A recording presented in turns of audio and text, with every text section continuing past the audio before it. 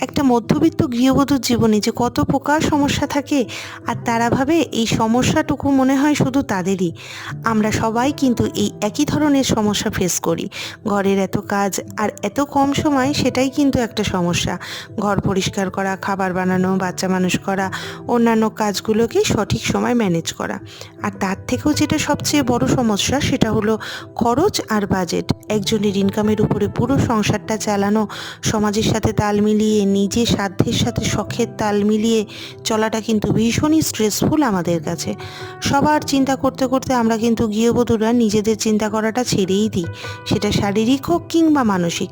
নিজের জন্য সময় বার করে, এটা কিন্তু অনেক বড় একটা কাজ। সেটা নিজের যত্ন করা, নেগেটিভ লোকজনদের থেকে নিজেকে দূরে রেখে, আর এই ধরনের সমস্যাগুলোকে তুড়ি মেরে উড়িয়ে দিয়ে হাসি মুখে বেঁচে থাকা।